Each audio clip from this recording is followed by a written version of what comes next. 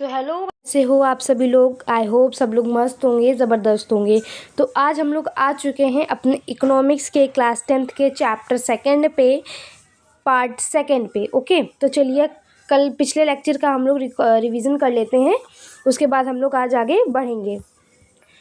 तो हम लोगों ने ये देखा था, आज हम लोग मेनली पढ़ने वाले हैं comparing the three sectors. Okay, चलिए स्टार्ट करते हैं। ये हम लोगों ने देख लिया था। देन प्राइमरी सेक्टर हम लोगों ने देख लिया था कि वो सारी एक्टिविटीज़ जो कि डायरेक्टली नेचुरल रिसोर्सेज यूज़ करके प्रोड्यूस करती हैं गुड्स को, वो सारी प्राइमरी सेक्टर आती हैं। और इसमें मस्ट नो पॉइंट्स हम लोगों ने देखे थे कि इसमें ये सारे सेक्टर्स में जो एक्टिविटीज़ होती हैं वो नेचुरल रिसोर्सेज पे डिपेंड होती हैं और नेचुरल प्रोडक्ट्स बनते हैं, और इसको हम लोग एग्रीकल्चरल सेक्टर भी बोलते हैं। ये बेस होता है ओके सारी सेक्टर्स का। अब सेकेंडरी सेक्टर में हम लोगों ने पढ़ा था कि इसमें वो सारी एक्टिविटीज़ आती हैं जिसमें नेचुरल प्रोडक्ट्स को कन्वर्ट किया जाता है फिनिश्ड गुड्स में। ओके, हम लोगों ने कॉटन वाला एग्जांपल देखा था। अब मस्ट नो पॉइंट्स में हम लोगों ने ये भी देखा था कि फैक्ट्रीज और वर्कशॉप्स में गुड्स प्रोड्यूस होते हैं, रॉ मटेरियल को फिनिश प्रोडक्ट में कन्वर्ट किया जाता है, इंडस्ट्रियल सेक्टर भी बोला जाता है इसी वजह से इन्हें। देन हम लोगों ने टर्शियरी सेक्टर पढ़ा था।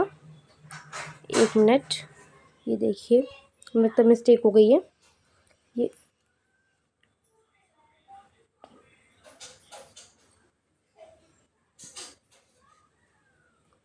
टर्शियरी है ओके बेटा। चलिए, तो टर्शियरी सेक्टर में हम लोगों ने पढ़ा था कि सर्विस प्रोवाइड करती है, ना कि कोई प्रोडक्ट वगैरह प्रोड्यूस करती है। ओके, देन हम लोग मॉडर्न सर्विसेज में आ गए थे। तो वो सर्विसेज जो कि बेस्ड होती हैं इंफॉर्मेशन टेक्नोलॉजी पे, वो सारी मॉडर्न सर्विसेज होती हैं। देन उसके बाद हम लोगों ने ये देखा था चार्ट, उसके बाद में डिफरेंस देखा था हम लोगों ने प्राइमरी सेकेंडरी का, देन सेकेंडरी और टर्शियरी का। ओके, फिर हम लोगों ने कुछ क्वेश्चंस किए थे। ओके, आई होप आप लोगों ने क्वेश्चंस को एक बार रीड आउट कर लिया होगा, पढ़ लिया होगा। तो आज का हमारा रहेगा ये टॉपिक,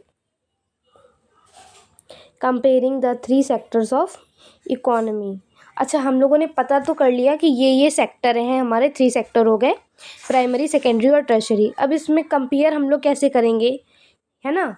तो चलिए हम लोग इसके बारे में पढ़ना स्टार्ट करते हैं। देखिए, द प्रोडक्शन के बेस पे अभी देखते हैं हम लोग production in the three sectors. अब प्रोडक्शन के बेस पे कंपेयर करते हैं थ्री सेक्टर्स को। तो देखिए, the primary sector, secondary and tertiary sectors produce a very large amount of variety of goods and services. Okay, a large number of people work in this sector, large amount of people work करते तीनों sector में, सभी economy में।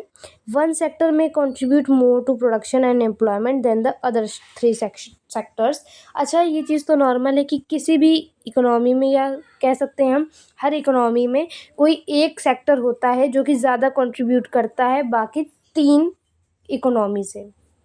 तो अभी हम लोग इसके बारे में आगे पढ़ेंगे, कौन ज़्यादा कंट्रीब्यूट करता है, कौन कम कंट्रीब्यूट करता है। चलिए देखिए, how is total production measured. अब प्रोडक्शन को मेज़र कैसे किया जाता है। ओके, तो हम लोग ये देख लेते हैं। तो हम लोग देखेंगे कि टोटल प्रोडक्शन को मेज़र कैसे किया जाता है। तो देखिए, इसमें प्रॉब्लम क्या आती है कि thousands of different goods and services are produce in an economy. बहुत सारे हज़ारों की संख्या में अलग अलग सामान और सर्विसेज प्रोड्यूस होती हैं किसी भी इकोनॉमी में। तो we can not simply add products like wheat, cars, computer and furniture together. अच्छा, थाउजेंड्स ऑफ गुड्स बनते हैं, प्रोड्यूस होते हैं किसी भी इकोनॉमी में, तो उसको हैंड पे तो काउंट कर नहीं सकते। तो इसका सॉल्यूशन हम लोगों ने क्या बनाया कि हम लोगों ने क्या, इकोनॉमिस्ट जो बाबा लोग थे, इकोनॉमिक से जो उन्होंने पढ़ रखी थी, उन्होंने कैलकुलेट करने के लिए क्या किया, उन्होंने कैलकुलेट किया value of each good and service instead of adding their quantities. उन्होंने क्या किया कि हर सामान को और सर्विस को कैलकुलेट करना चालू कर दिया, उनकी वैल्यूज़ को, ना कि उनकी क्वांटिटीज़ को। ओके, देखिए, वैल्यू क्या निकाली, प्राइस इनटू क्वांटिटी। ओके, चलिए हम लोग आगे बढ़ते हैं। मतलब प्रॉब्लम क्या हो रही थी सिंपली सी, कि इतने सारे प्रोडक्ट बनते हैं इकोनॉमी में और सर्विसेज इतनी सारी होती हैं, तो उनको हैंड पे ऐसे काउंट करना तो इम्पॉसिबल था। तो इकोनॉमिस्ट्स ने, बाबा लोगों ने क्या सॉल्यूशन निकाला कि उन्होंने क्या किया कि वो कैलकुलेट करने लगे सभी सर्विसेज और सामान की वैल्यू को, ना कि किसके बजाय, कि उन्होंने ऐड करने की बजाय, क्वांटिटीज़ को ऐड करने के बजाय गुड्स और सर्विसेज की वैल्यू को ऐड करना चालू कर दिया। Okay, the total value of all goods and services is then added. अब हम लोग देखते हैं कि फाइनल गुड्स और इंटरमीडिएट गुड्स क्या होता है। तो देखिए, फाइनल गुड वो होता है जैसे goods that reach to the first final consumer, these goods are counted while calculating GDP. Goods that reach the final customers, वो कंज्यूमर, वो वाला सामान जो कि फाइनली कंज्यूमर तक पहुंचता है। आई होप आप लोग जानते होंगे कंज्यूमर किसे कहते हैं। कंज्यूमर मतलब जैसे आप, हम सभी कंज्यूमर ही तो हैं। आप जैसे एक छोटा सा एग्जांपल लेते हैं कि जैसे मान लें कि आप लोगों ने नमकीन तो खाई होगी, है ना, बहुत सारी नमकीन्स आती हैं नमकीन। तो वो क्या आपके पास पैकेज फूड है ना, या चिप्स वगैरह का एग्जांपल ले लेते हैं। तो चिप्स जो है पैकेट आपके पास, ये क्या है, फाइनल गुड है। अब आपने आटा, मैदा उसमें और बाकी चीज़ें भी ऐड हुई, तो वो आपके पास नहीं गया। जो कंज्यूमर मतलब जो कंज्यूम करने वाला होता है, उसके आपके पास चिप्स का पैकेट गया ना, तो आपके पास चिप्स, ये क्या है, फाइनल गुड है।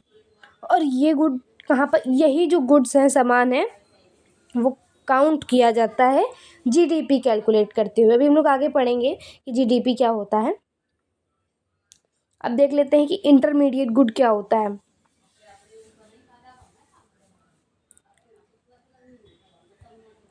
ओके, गुड्स जो कि प्रोड्यूस होते हैं,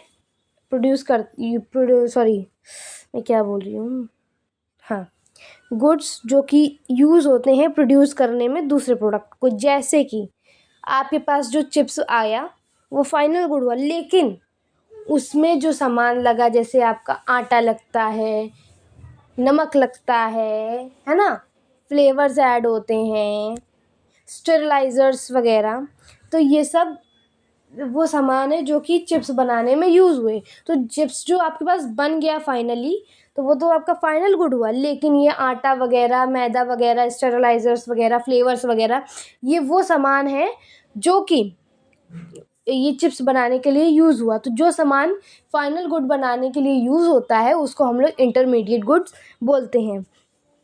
ये वाले गुड्स जीडीपी में अलग से काउंट नहीं किए जाते हैं। ओके, जैसे हम लोग एग्जांपल लेते हैं, वीट से फ्लोर बनता है, देन बिस्किट बनता है। तो देखो, वीट और फ्लोर क्या हो गया, इंटरमीडिएट गुड, लेकिन बिस्किट क्या हो गया, फाइनल गुड। भाई बिस्किट आपके पास आ रहा है ना, तो ये आपका फाइनल गुड हो गया। लेकिन बिस्किट बनाने के लिए हमें वीट मिला, वीट से फ्लोर बनाया गया, तो ये आपके पास नहीं आ रहा। अगर वीट और फ्लोर नहीं होगा तो बिस्किट कैसे बनेगा। मतलब वीट और फ्लोर क्या किस लिए ज़रूरी है, बिस्किट बनाने के लिए ज़रूरी है। तो वीट और फ्लोर यूज़ हुए बिस्किट बनाने के लिए। तो जो फाइनल प्रोडक्ट हो गया वो हो गया क्या, हमारा बिस्किट। और जो फाइनल प्रोडक्ट बनाने के लिए वीट और फ्लोर यूज़ हुए, तो ये क्या हो गया, इंटरमीडिएट गुड्स।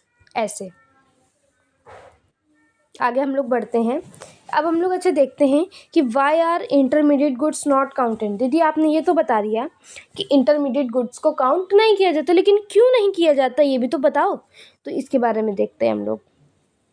देखिए, जो वैल्यू होती है ना फाइनल गुड्स की, ये already includes the value of intermediate goods. जो फाइनल गुड की वैल्यू होती है उसमें इंटरमीडिएट गुड्स की वैल्यू ऑलरेडी काउंटेड होती है। जैसे counting wheat, flour and biscuit separately would result in double counting, therefore only final goods and services are included in GDP. जैसे क्या होगा, जैसे आपने बिस्किट की वैल्यू को काउंट किया, ओके, तो उसमें आपका फ्लोर, वीट और भी जो सामान पड़ा उसमें, ये सब आपका ऑलरेडी काउंटेड है। लेकिन अगर आप इसको बिस्किट को काउंट करने के बाद देन दोबारा से आप इंटरमीडिएट गुड यानी कि व्हीट और फ्लोर को काउंट करोगे तो ये डबल काउंटिंग हो जाएगी। तो यही डबल काउंटिंग को प्रिवेंट करने के लिए इंटरमीडिएट गुड्स को हम लोग काउंट नहीं करते हैं। आई होप आप लोगों को समझ में आ गया होगा कि हम लोग इंटरमीडिएट गुड्स को काउंट क्यों नहीं करते हैं। अब हम लोग देखते हैं कि जीडीपी ग्रॉस डोमेस्टिक प्रोडक्ट, ये फुल फॉर्म है। इसको आप लोगों ने रट लेना है कि जीडीपी मतलब ग्रॉस डोमेस्टिक प्रोडक्ट। चलिए आइए देखते हैं कि ये होता क्या है।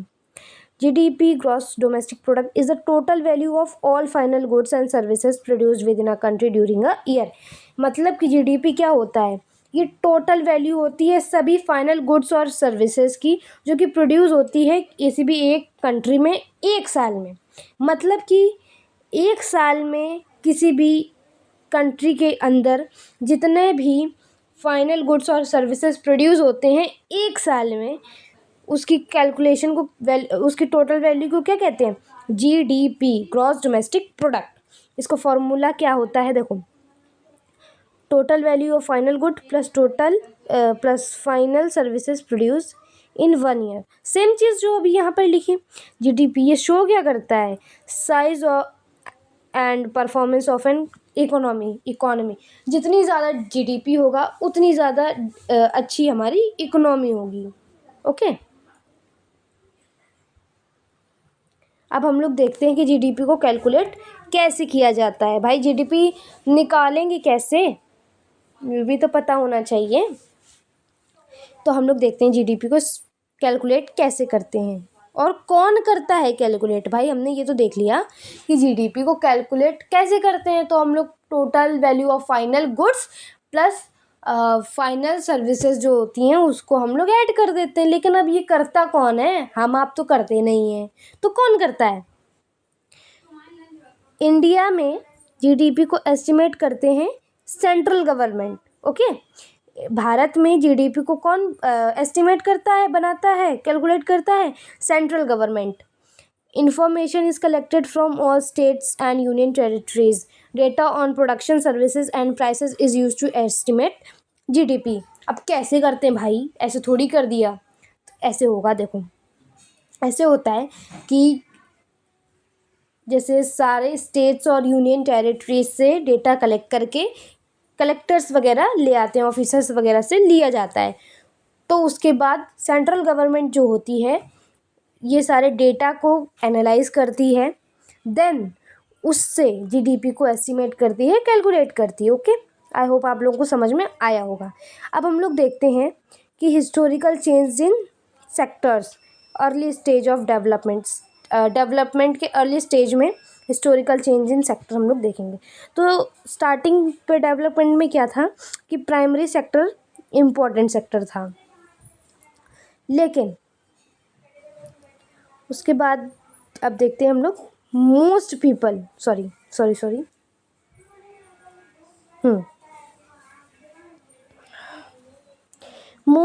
Worked in agriculture, improvements in farming, increase food production. क्या होता था कि पहले प्राइमरी सेक्टर बहुत ज़्यादा ग्रो कर रहा था, क्योंकि पहले के जो लोग थे वो एग्रीकल्चर वगैरह ज़्यादा करते थे, है ना। तो ज़्यादातर इंगेज कहाँ पर रहते थे लोग, फील्ड वगैरह में, है ना। और जब ये फील्ड में ज़्यादा इंगेज रहते थे तो फूड प्रोडक्शन हमारा ज़्यादा होता था। अब सेकेंडरी सेक्टर की ग्रोथ देखते हैं हम लोग। New manufacturing methods and factories were introduce, है ना। Many people move from farms to factories. अब जैसे जैसे उन्होंने मतलब वो लोग जागरूक हुए मैन्युफैक्चरिंग मेथड्स पे, तो वो क्या किए, फील्ड को छोड़ करके, फार्म्स को छोड़ करके फैक्ट्रीज की तरफ जाना स्टार्ट कर दिए।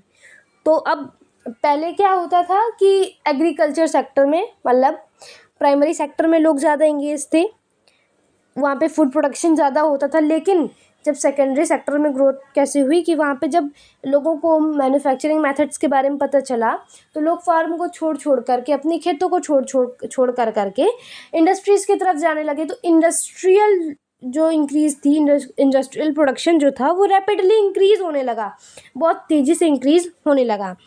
The secondary sector became the largest contributor of the production and employment. इसी वजह से ये लार्जेस्ट कंट्रीब्यूटर बन गया प्रोडक्शन का और एम्प्लॉयमेंट का। ठीक है, अब हम लोग देखते हैं टर्शरी सेक्टर में क्या ग्रोथ हुई। तो डेवलप्ड कंट्रीज़ में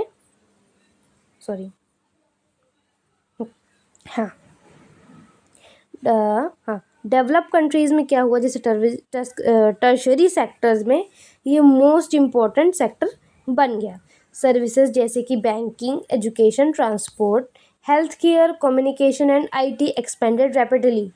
today most people in developed countries work in the service sector. अब जैसे जैसे क्या डेवलप होने लगी कंट्रीज़, तो उन्होंने क्या सर्विसेज लेना भी भाई चालू कर दी। भाई जब देखिए लोग ज़्यादा कंपनीज़ में काम करेंगे, उनके पास ज़्यादा पैसा होगा, तो उनकी नीड्स भी बढ़ जाती हैं ना।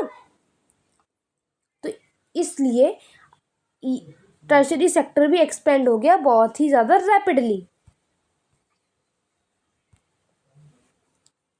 अब चलिए हम लोग थ्योरी यहीं तक रखते हैं। अब हम लोग क्वेश्चन आंसर्स देखते हैं जो बहुत इम्पॉर्टेंट है। अच्छा, जीडीपी क्या होता है, इम्पॉर्टेंट क्वेश्चन ये पूछा जाता है। Why are only final goods counted in GDP, ये भी अभी हम लोगों ने नोट्स में पढ़ा। चलिए यहाँ पर भी हम लोग एक बार रीड आउट कर लेते हैं। Only final goods are counted because their value already includes the value of intermediate goods used in production. Counting intermediate goods separately would lead to double counting, making GDP incorrect. अभी हम लोगों ने देखा यही same चीज़ हम लोग पढ़ के आ रहे हैं। नेक्स्ट हम लोग देखते हैं कि डबल काउंटिंग क्या होता है, एग्जाम्पल के साथ एक्सप्लेन करो। बेटा ये क्वेश्चंस पहले कुछ ईयर्स में आ चुका है, तो प्लीज़ इस क्वेश्चन को अच्छे से देख लेना। हो सकता है यही क्वेश्चन आ जाए या इससे मिलता जुलता क्वेश्चंस आपको मिल सकते हैं। देखिए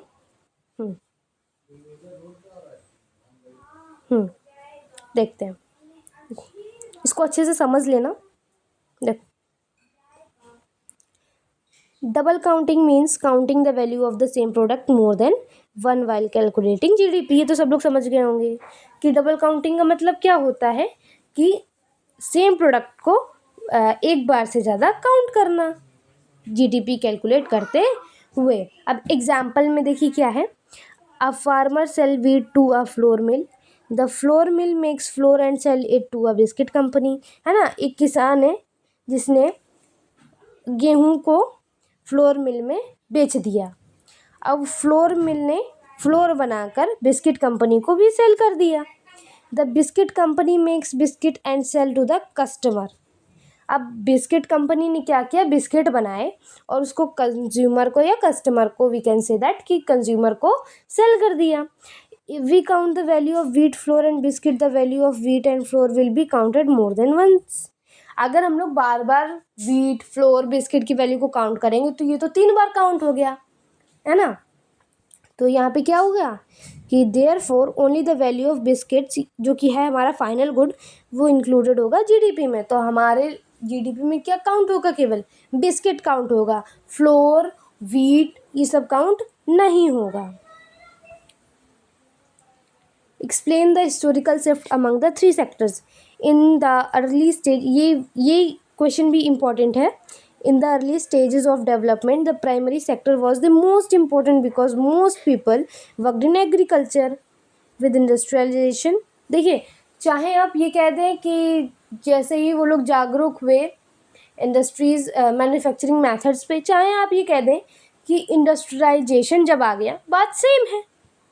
फैक्ट्रीज डेवलप्ड हुई और सेकेंडरी सेक्टर मोस्ट इम्पॉर्टेंट बन गया। अब डेवलप्ड कंट्रीज़ की बात आती है टर्शरी सेक्टर की, तो ये लार्जेस्ट कंट्रीब्यूटर बन गया प्रोडक्शन और एम्प्लॉयमेंट का, जो कि हम लोगों ने अभी अभी देखा। फ्लो क्या रहा, पहले प्राइमरी सेक्टर था, जब प्राइमरी सेक्टर के बाद इंडस्ट्रियलाइजेशन आया तो सेकेंडरी सेक्टर बड़ा बन गया, लार्जेस्ट कंट्रीब्यूटर बन गया। देन जब डेवलप कंट्रीज़ की बात आई तो tertiary sector largest contributor of economy and employment, production and employment का बन गया। नेक्स्ट क्वेश्चन है how is GDP measured. I hope ये आपको आ गया होगा, एक बार रीड आउट कर देते हैं। GDP is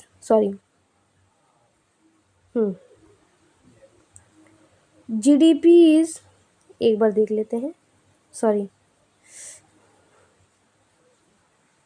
GDP is measured by adding all the values of all final goods and services produced within a country during 1 year. Economists calculate the value of final goods and services and add them together. Intermediate goods are not counted separately to avoid double counting. अब एक competency based question है, ये जो यहाँ लिखा हुआ है ना, A farmer sells wheat to a flour mill. The flour mill sells flour to a biscuit company. The biscuit company sells biscuit to consumer. Which product will be included in GDP? Give reason. ये competency based question है और ये अभी हम लोगों ने example के through कर रखा है। अगर आपने क्वेश्चंस को अच्छे से रीड आउट किया है तो आप लोग ये आंसर को बता जाएंगे, और इसका आंसर मुझे कमेंट में ज़रूर बताइएगा ताकि मैं समझूँ तो आप लोगों को समझ में आ रहा है कि नहीं समझ में आ रहा है। सब लोग आंसर नंबर 7 कमेंट में राइट करेंगे, देन जिसका भी सही होगा उसका मैं पिन करूँगी।